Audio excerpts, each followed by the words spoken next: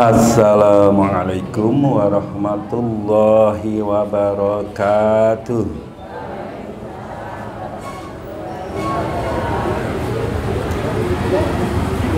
Alhamdulillahi rabbil alamin. Asyhadu an la ilaha illallah al-malikul haqqul mubin. Wa asyhadu anna Muhammadan abduhu wa rasuluh shadiqul wa'dil amin. Allahumma salli wa sallim ala sayyidina Muhammad Abu Qasim wa summa Abu Ibrahim wa ala alihi wa ashabihi ajma'in. Saking para bibi sepuh, para sesepuh, ibu-ibu, bapak ingkang kula hormati, para bapak, para ibu, para sedaya jamaah pengaosan menjelang berbuka puasa rahimakumullah. Sareng-sareng kita dherekaken ngujuaken raos puja puji syukur wonten ing ngarsa dalem Allah Subhanahu wa taala ing titi wanci sonten menjelang dalu. Kula panjenengan sedaya dipun keparengaken kempal wonten ing punika papan kanthi niat saking dalem thalabul ilmi silaturahim pinanggih kawilujengan setunggal-setunggalipun salat maghrib sesarengan berbuka puasa ingkang baken thalabul ilmi kanthi kahanan sehat lahir lan batos. Shalawat ugi salam kita sah katetep dhateng junjungan kita Nabiullah Muhammad sallallahu alaihi wasallam ingkang sangat kita atur syafaatipun wonten ing yaumul akhir. Alhamdulillah Bapak Ibu pun paringi sehat nggih. Dumugi sonten punika tesesaken aos nggih. Suasana persatuan kesatuan niku terasa terlondok disyukuri nggih ngaten niku. Antawisipun pemuda, Risma, warga sedaya terasa sangat ya. Suasana pengaosan takjilan menawi panjenengan mreksani teng kampung-kampung liya katen niku tesih sepi Bu, Pak. Dadi ustaz niku bisa malah buka regol. Bisa jadi ustaz niku malah buka regol di kampung lain. Jadi teng mriki ustaz niku diregani. Jadi sudah duduk jamaah sudah banyak. Teng beberapa tempat ustadz itu bisa buka regol. Ustadznya teko jamaahnya baru datang kurang 20 menit, kurang 15 menit, kuatah nih. Itu setelah saya tanya dari beberapa teman. Nggon aku ku jam 5 sing sepi. Wah, kurang 20, kurang 10, regutuk. Bareng pas maghrib regutuk enten sing dapuntuk. Kula panjenengan sedaya dipun syukuri mriki nggih praja menika ampun ngantos pikantuk sekul langsung mantuk nek cara kecuali ada yang punya utur kecuali nggih kecuali nek cara pitutur luhur ampun ngantos regane awake dhewe mengkur sepiring nasi mengkur sak besek berkat. Nah, pitutur luhur saking para dinasis para luhuriyin, kalau sudah dapat nasi ya ikuti salat maghrib jamaah, jangan langsung pulang supaya kita dapat projone sesraungan. Nek cara wong Jawa riyen ngaten. Pun sonten menika tetep kepokan kalih tarikh sejarah. Sejarah menika bisa sejarah turunnya ayat, bisa sejarah turunnya hadis, bisa sejarah para sahabat. Ing sonten punika makane teng tarikh menika boten kula tulis sejarah Islam, tarikh Islam boten, mangke ndak kula terpaku pada kisah sejarah agama Islam. Kula tulis mawon tarikh, dadi kula bebas. Sonten punika sejarahe sahabat Nabi ingkang asma sami kalih guru kula panjenengan sedaya, guru pesolatan ing masjid menika Abdullah Mas'ud. Sejarah sahabat Nabi Abdullah Mas'ud radhiyallahu anhu. Ngeten Bu, Pak, nek ada kiai napa cerita bab Umar bin Khattab, Utsman, Abu Bakar As-Siddiq, Ali radhiyallahu wajha, Abu Dzar Al-Ghifari, Salman Al-Farisi, Abu Musa Al-Ansari gitu. Lan sanesanipun panjenengan menawi wonten penyebutan sahabat ditambahi radhiyallahu anhu. Semoga ridha Allah tercurahkan kepada sahabat itu. Dibiasakan itu. Kados Muhammad sallallahu alaihi wasallam, Allah subhanahu wa ta'ala. Nek sahabat disebut sahabat-sahabat dekat, jenengan ngendika maos radhiyallahu anhu. Nek Aisyah radhiyallahu anha, Khadijah radhiyallahu anha. Kalau dua radhiyallahu anhuma. Nek kata radhiyallahu anhum. Nggih, Mbak mboten bingung ta, Bu? Mboten nggih. Abdullah bin Mas'ud atau biasa dikenal Ibnu Mas'ud. Wonten ing kitab niki saya ambil dari kitab tarikh Ar-Rijalun Haula Rasul, kitabe padha Quran. Tapi mboten kula gawa teng omah. Ar-Rijalun Haula Rasul, kitabe 640 halaman. Nggih. Kula ambil dari situ. Mboten kula tambahi, mboten kula kurangi. Tapi cuma saya persingkat bahasanya. Syair-syairnya mboten kula tulis sing marayo kabar. Abdullah bin Mas'ud. Suatu hari pada zaman dahulu, seorang remaja bernama Abdullah Mas'ud sedang menggembala kambing. Saat itu Abdullah Mas'ud dereng kenal baginda Rasulullah, sudah mendengar tapi dereng kenal, dereng kepanggih. Yang namanya Muhammad sallallahu alaihi wasallam niku belum tahu. Beliau masih remaja ya, kira-kira 13 tahun, 14 tahun lah, menggembala kambing. Dumadaan Kanjeng Nabi kalih Abu Bakar niku lewat di situ. Lan Kanjeng Nabi kraos ngelak apa kepengin nunjuk Abu Bakar As-Siddiq, sahabat terdekatnya, ayahnya Aisyah radhiyallahu anha, yang juga mertua Nabi, gitu. Berdua beriringan meriksani beberapa napa wedhus sing dingon Abdullah Mas'ud. Terus menghampiri Abdullah Mas'ud, jadi nyedeki. Nak, ana wedhus sing bisa saya perah susunya? Boten-boten Kanjeng Nabi, kula singkat mawon nggih. Bolehkah kamu ambil wedhus kuru siji wedok sing kuru, sing kira-kira paling kuru, sing rada cilik gawanan rene gitu. Tapi misalnya wedhus niku sudah apa napa dereng waya ini soni, tapi sudah perawan, bisa diperah susunya tapi kurus.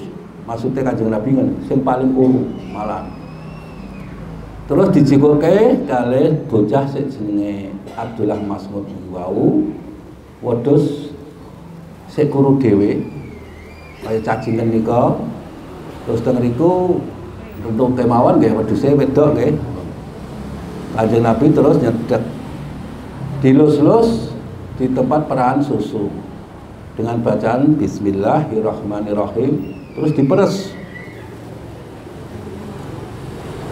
Atas mukjizat Allah Subhanahu wa taala, wedhus sik kuru wau sing cilik kuru, kalau dilihat akal sehat tidak mungkin ada susunya, itu mengeluarkan susu yang begitu deras. Abu Bakar As-Siddiq nyiapke watu utawi cintung. Teng rika napa nggih watu berbentuk cintung sing kagem unjukan menawi perjalanan jauh. Nah, teng niku Abu Bakar madai Kanjeng Nabi sik meres susune. Sak sampunipun cekap kira-kira nggih enten 2 gelas, 3 gelas. Sampun Kanjeng Nabi terus ngelereni anggenipun merah susu. Abdullah Mas'ud yang muda waktu itu remaja kaget, kok ono priayi iso napa ya kayak main sulap itulah bahasanya, main sulap. Dulu kalau di Arab itu orang yang punya kelebihan itu disebut kahin, ahli nujum atau orang pintar kan. Nah, tengeriku akhirnya Abdullah Mas'ud muda saking kagetnya tanglet berkenalan super singkat mawon, pulau singkat akhirnya baginda Rasulullah soha Abu Bakar kembali ke Madinah, soha Abdullah Mas'ud momen sonten ini sore ini saya mau ke Madinah, mau menjumpai baginda Rasulullah. Penasaran bagaimana mungkin wedhus kuru cilik belum pernah ada susunya bisa begitu banyak susunya atas mukjizat tadi gumun Abdullah Mas'ud ini. Singkat cerita, sontene sorenya Abdullah Mas'ud pergi ke Madinah menjumpai baginda Rasulullah. Pawase intine kepengin sinau. Mbok inggih yo kula diajari kados wau. Mukjizat kados wau. Terus Kanjeng Nabi ngendika ngeten, "Le praupanmu ketoke calone sira dadi anak muda sing soleh terpelajar. Kowe ketoke cah cerdas, pinter. Sinau kaya awan mau gampang, sing pokok sinau sithik tauhid akidah. Jadi rukun Islam, syahadat sithik, salat, ya kan. Akhirnya singkat cerita Abdullah Mas'ud menika leren saking reangon wedhus leren istilahnya pamit saha dijak Kanjeng Nabi setiap hari teng mriku. Istilahnya kerene napa nggih? Ajudan lah. Kaya mayor Teddy lah. Karo Prabowo niku lah kita sing lagi viral gitu kita itu. Jadi membuat emak tertedi-tedi gitu. Paman mulai hari itu Abdullah Mas'ud diam tengene daleme baginda Rasulullah. Paman dadi ajudan ngoten mawon gampangane. Nek bahasa pondok niku kodim. Kodim niku yang selalu mendampingi, nggih. Jadi orang yang selalu mendampingi kiai niku kodim. Nek napa? Nek cara Gus Ikdam niku jebor bareng niku. Jebor. Nek cara Gus Miftah ya sida ning sanding-sandinge nika. Nek cara Gus Bahak ya sing sebelah-sebelahe belakange nika niku kodim. Singkat cerita ngaten niku akhirnya Abdullah Mas'ud belajar dari awal tentang ketauhidan, akidah Islam, sejarah Islam, Al-Qur'an dan sanes-sanesipun. Beliau ini termasuk yang cerdas. Engkang sing digumeni Abdullah Mas'ud niku ngeten. Kanjeng Nabi niki mulang tapi kok sembunyi-sembunyi. Kok ora blak-blakan. Terus diani kalih para sahabat cerake pilih Islam iki urung gede, masih bahaya. Isih diganggu orang-orang Quraisy. Makanya kita sembunyi-sembunyi. Abdullah Mas'ud kan mboten trima ngaten niku. Mboten. Aku arep maca Quran di depan orang Quraisy. Pisan-pisan. Dikandani para sahabat diane aja sira kuwi orang fakir dari golongan miskin, enggak punya backingan kuat. Aku khawatir engko sira dikeroyok akhirnya enggak punya perlawanan. Tapi Abdullah Mas'ud niku keras, berjiwa keras. Beberapa ayat sudah dihafal karena beliau cepat. Dia membaca Ar-Rahman di depan para orang Quraisy, pembesar-pembesar Quraisy yang sedang berkumpul di Ka'bah, di dekat Ka'bah. Dia baca Ar-Rahman, ngalamal Quran, khalaqal insan, ngalamahul bayan, asyamsu wal qamaru bi husban, wan najmu wasyajaru yasjudan, lan sak lajengipun. Niku karena suara Abdullah Mas'ud niki merdu nyaring didengar oleh para kaum Quraisy kafir yang sedang berkumpul. Serentak Abdullah Mas'ud yang kecil, kuru, cendik, nanti apa-apa, keroyok, akhirnya semaput, sampai akhirnya semaput. Bonyok-bonyok. Dibawa para sahabat Nabi, ditambani, terus dikandani kali kanjeng Nabi, sesuk meneh, ojo sik sira maca Quran ning ngarepe kafir Quraisy. Sira ki ra duwe backingan. Istilahnya nanti dekengane pusat ra duwe. Hanya orang biasa. Saya khawatir sira malah mati konyol. Dikeroyak-keroyak mendino ya akhirnya mangke mati konyol. Ana wayahe sesuk awake dakwah secara terang-terang.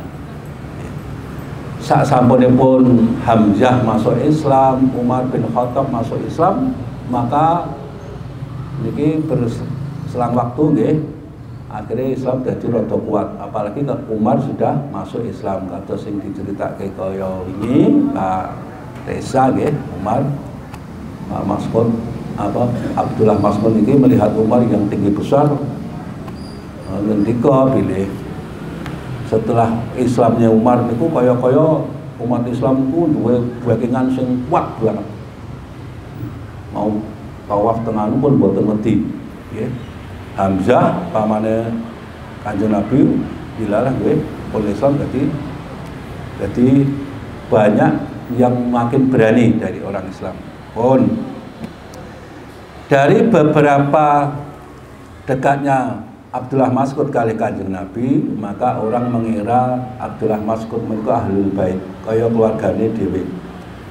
Beliau ngendika selama bersama baginda Rasulullah 70 surat Al-Quran dia hafal. 70 surat Al-Quran dia hafal. Langsung dari baginda Rasulullah dapat wahyu. Baginda Rasulullah ngapalke dari Jibril, Abdullah Mas'ud ngapalke dari baginda Rasulullah. Berikut asbabun nuzule, sebab musababe nggih ngertos kenapa ayat iki medhun, mergane ana iki, mergane ana perang iki, mergane perintah saking Kanjeng Nabi, ada protes dari warga ini, akhirnya turun ayat ini. Ngertos kabeh. Inilah karena Abdullah Mas'ud ini setiap hari hampir di samping Rasulullah. Akhirnya beliau sangat paham, sangat menguasai, termasuk surat Al-An'am.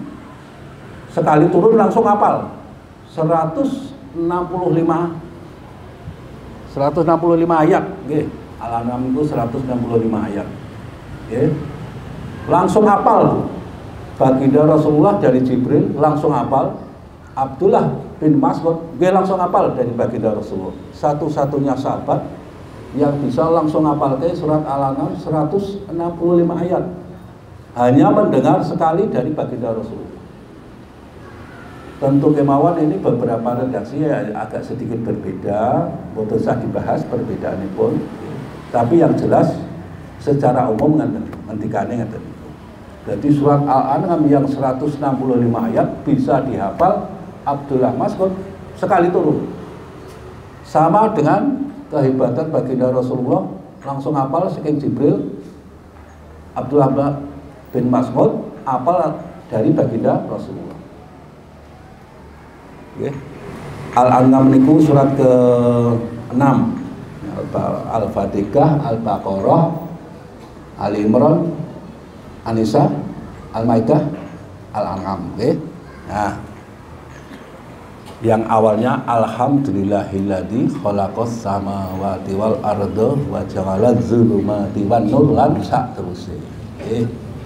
Itu Al-An'am sampai ayat ke 165 okay. Ya. Itu langsung bisa dihafal oleh Abdullah bin Mas'ud. Akhirnya setelah beberapa tahun bersama baginda Rasulullah mengikuti perang ini perang itu, tibalah baginda Rasulullah wafat, mengikuti Khalifah Abu Bakar masih setia berdakwah ya.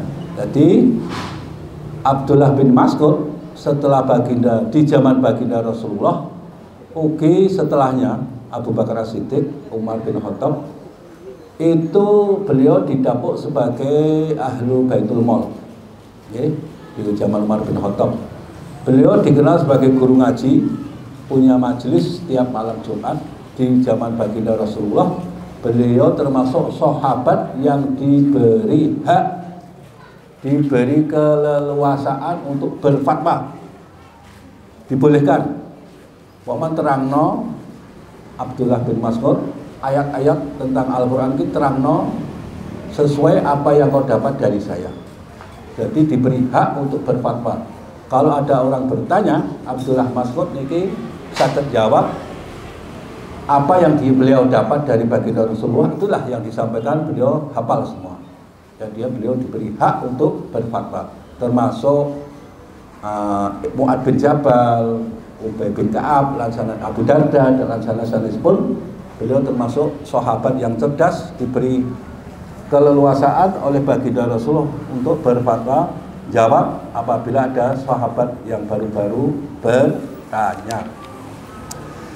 Wonten ing Khalifah Abu Bakar As-Siddiq, Umar bin Khattab, beliau masih tetap sebagai ulama, dipandang sebagai ulama.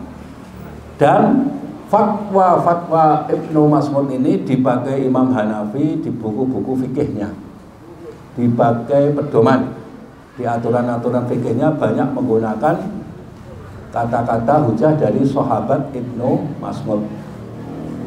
Sahabat Ibnu Mas'ud tidak banyak bercerita tentang hadis. Kados ini diceritakan ya. Yang 4 itu yang termasuk 1 Abu Hurairah. Berapa Bu? Sekalian berarti 5.734 hadis. Kemudian Ibnu Umar 2.863. Oke. Kemudian Aisyah radhiyallahu anha 2.200 gitu. Kemudian Anas bin Malik. Nomor 4 Anas bin Malik. Abdullah bin Mas'ud ini juga termasuk yang mengisahkan, tidak termasuk yang banyak, sebab beliau termasuk orang yang hati-hati dalam menceritakan sebuah hadis. Hati-hati sekali. Saking hati-hatinya beliau niku gemetar nek nyritake hadisnya baginda Rasulullah.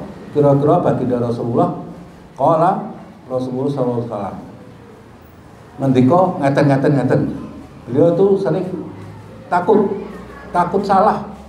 Gek sing tak dengar dari baginda Rasulullah ketoke ngeten iki, yang saya dengar seperti ini, ikutilah. Jadi beliau termasuk yang hati-hati, kayak Abu Bakar As-Siddiq, kayak Umar, Utsman itu menceritakan beberapa hadis tapi tidak banyak. Engkang salajengipun Ibnu Mas'ud punya kenangan bersama baginda Rasulullah di perang Tabuk. Niki ngembang pungkasan kira berapa menit Pak Uji? Mungkin niki keter. Punya kenangan khusus bersama baginda Rasulullah di perang Tabuk. Kenangan yang membuat beliau iri, sangat iri terhadap seseorang. Dalam perang Tabuk, Bu, Pak, perang di mana panggilan perang itu dilakukan pada saat musim Ramadan, bulan Ramadan, musimnya panas banget, musim di mana sebentar lagi panen malah. Tapi tiba-tiba baginda Rasulullah mengeluarkan perintah jihad fisabilillah melawan Romawi, perang Tabuk. Banyak sahabat yang gremeng, wah, panas Ramadan, poso-poso, meh panen, kon perang. banyak yang gurundel, tapi banyak juga yang sendika dawuh sami'na wa ata'na. Sahabat-sahabat dekat kaya Ali, Umar langsung ora kok kan mikir, langsung siap ada di garda terdepan. Banyak sahabat-sahabat yang langsung siap tanpa memikirkan keselamatan dirinya. Orang mikir ke arep panen wis ben tinggal. Pokoknya perang diperintah Kanjeng Nabi perang. Rasah kokean Gersula, rasah kokean modo. Di situ saat bengi-bengi Abdullah bin Mas'ud melihat cahaya. Jadi perang awan, dalu menika istirahat. Ada kemah-kemah di gawe. Bengi-bengi pada saat istirahat di tengah malam nggih, Abdullah Mas'ud keluar dari kemahnya melihat deleng ana api semacam oncor, beberapa oncor, ada 3-4 perkemahan pinggiran. Ternyata setelah didekati baginda Rasulullah, Umar bin Khattab saha Abu Bakar As-Siddiq, 3 orang sedang menggali kubur karena salah satu prajurit sahabat Nabi meninggal, namanya Abdullah Dzul Bijadain Al-Muzani. Nggih, sing meninggal niku Abdullah Dzul Bijadain Al-Muzani. Baginda Rasulullah ngeduk dhewe kalih Umar kalih Abu Bakar. Ngeduk dhewe. Nggih, hikmah niki punya pemimpin kados baginda Rasulullah. Enggak peduli beliau seorang nabi ya, karena tidak mau prajurit sedo istirahat ben istirahat. Beliau mengajak Umar dan Abu Bakar rampung. Jadi ketiga orang ini rampung bergantian ngeduk, selesai terus dimakamkan. Kene tak kuburi sahabatmu iki. Raja cerak kene tak. Baginda Rasulullah tengisar, Umar kali Abu Bakar sing ngulungke saking dhuwur. Diulungke sak durunge dikubur. Baginda Rasulullah berdoa. Ibnu Mas'ud mulai mendekat, mengendap-endap. Tapi mendengar, ngrungokke apa sing dikatakan Kanjeng Nabi. Ya Allah, sak temene aku ridho karo sahabat iki. Nyuwun tulung ya Allah, berilah ridho kanggo dheweke. Sebab dheweke termasuk sahabatku sing sami'na wa ata'na, selalu ridho dengan apa yang saya perintahkan. Ibnu Mas'ud krungu niku, beliau seakan-akan Ibnu Mas'ud niki kaya kepengin mati.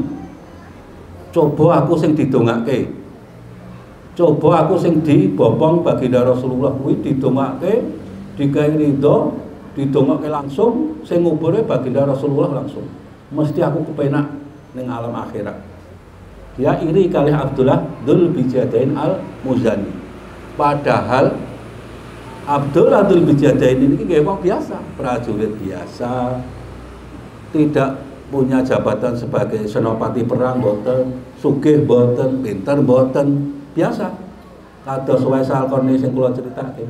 Cuma beliau itu sami'na wa ata'na. Kalau baginda Rasulullah perintah ngalor. Ora padha boten Rasulullah. Ngidul. Inilah orang yang istiqomah, tidak banyak membantah. Inilah ciri orang Abdullah niku. Terus dikubur, selesai.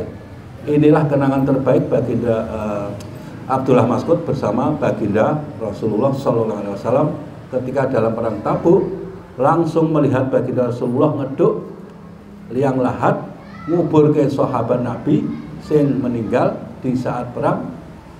Karena dalam perang itu kan sering terjadi luka dan tidak kuat akhirnya seperti itu. Bahkan ada yang kena nyamuk dan sebagainya, maka meninggal. Sing nguburke baginda Rasulullah bersama Umar, bersama Abu Bakar. Nah, itulah yang disesali, dipingini Abdullah Mas'ud. Coba aku dadi Abdullah Dzul Bijadain, didongake sing nguburke baginda Rasulullah entuk ridhone Kanjeng Nabi. Penak.